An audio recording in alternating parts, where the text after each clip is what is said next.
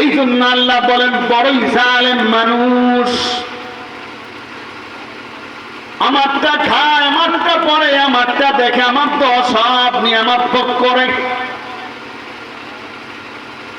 অথচ আমার আনুগত্য করে না, আমার ইবাদত করে না, নেক আমল করে না, আমার বন্দেগী করে না। মানুষ বড় জালেম।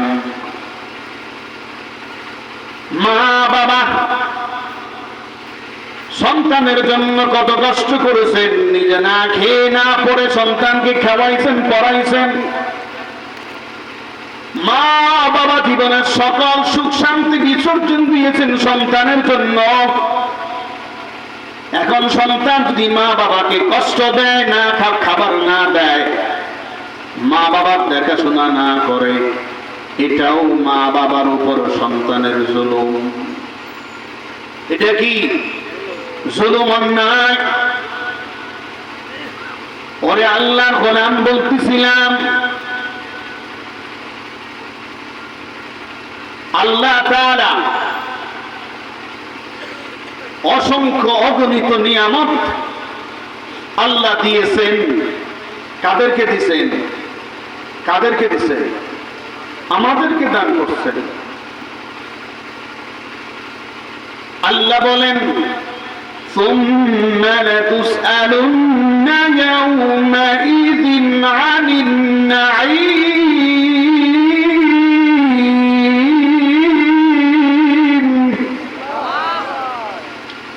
কিয়ামতের দিন আল্লাহ নিয়ামত সম্পর্কে প্রশ্ন করবেন। কি সম্পর্কে? নিয়ামত সম্পর্কে প্রশ্ন করবেন। আল্লাহ নবী বলেন আল্লাহ তাআলা বান্দাকে যত নিয়ামত দান করছেন, তার মধ্য থেকে সুস্বাস্থ্য এবং সর্বপ্রথম সুস্বাস্থ্য এবং ঠান্ডা পানি সম্পর্কে প্রশ্ন করা হবে। আল্লাহ বলবেন গোলাম, আমি আল্লাহ কি তোমাকে সুস্থ রাখি নাই? হে গোলাম, আমি আল্লাহ তোমাকে, তুমি পানি পিপাসায় কাতর ছিলে, আমি কি আল্লাহ তোমাকে ঠান্ডা পানি পান করিয়ে তৃষ্ণা মিটাই নাই? কে মিটান আমাদের তৃষ্ণা? আরো জোরে বলেন, আল্লাহ তো মিটায়। আল্লাহ তো সকল কিছুর মালিক। আল্লাহ আমার রব, আল্লাহ আমার সব। আল্লাহ বলেন ওয়াল্লাযী হুয়া ইউতঈমুনি ওয়া ইয়াসকিন ওয়া ইযা মারিদতু ফাহুয়া ইয়াশফিন। আল্লাহ তাআলা মানুষের খাবারের বন্দোবস্ত করেন কে? আল্লাহ। কে করেন? আল্লাহ।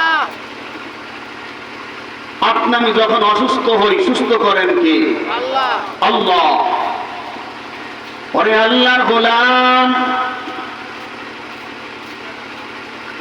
আল্লাহ কেন মানুষকে জালেম বললেন? কেন নিমুখারাম বললেন? আল্লাহ বলেন, এরে বান্দা, তোর বিচার আমি আল্লাহ চাইয়া চাইয়া দেখি। আজকে দুনিয়াতে কেউ যদি তোমাকে সহযোগিতা করে, তোমার উপকার করে, তুমি তার স্লোগান দাও, তুমি তার প্রশংসা করো, তার গুণগান তুমি গাও। একজন তোমার বিপদের সময় ৫,০০০ টাকা দিছে, ৫,০০০ টাকা পাইয়া তুমি বছর পর বছর তার প্রশংসা আমরা করি, করি কি করি না? মেম্বার সাহেব, চেয়ারম্যান সাহেব আমার একটা কল দিছে, তাই আমার মেম্বার বড় ভালো, চেয়ারম্যান সাহেব অনেক ভালো, প্রশংসা করি কি করি না? ধনী মানুষ আমার এক বস্তা চাউল দিছে বা কিছু টাকা দিছে সবাই করে খাওয়ার জন্য,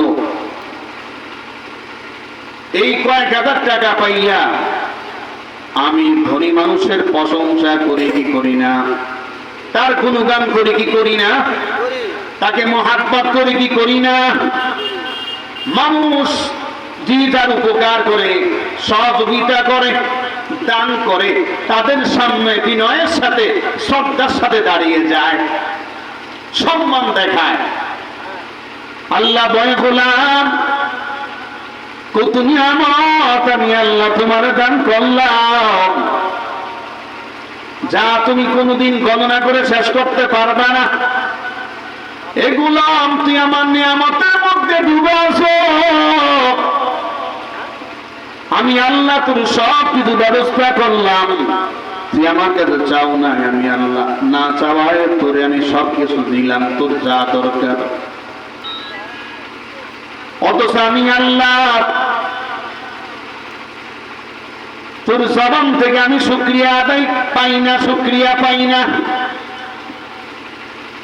ওরে গোলাম, তোর থেকে আমি আল্লাহ একটা সেজদাও পাই না, রোজাও পাই না। ওরে বান্দা, তোর কাছ থেকে আমি জিকির শুনতে পাই না, কোরআন তেলাওয়াত শুনতে পাই না। ওরে আল্লাহর গোলাম, কিয়ামতের ময়দানে মানুষের জন্য তিনটি দপ্তর হবে। কয়টি দপ্তর? এক দপ্তরের মধ্যে লেখা থাকবে বান্দার নেক আমল, আরেক দপ্তরে লেখা থাকবে বান্দার বদ আমল, আরেক দপ্তরে লেখা থাকবে আল্লাহ তাআলা বান্দাকে যত নিয়ামত দান করছেন সেই নিয়ামতগুলি। কিতাবের মধ্যে আছে আল্লাহ তাআলা যত নিয়ামত বান্দাকে দান করছেন, সমস্ত নিয়ামত থেকে ছোট্ট একটা নিয়ামতকে বলবেন, হে নিয়ামত,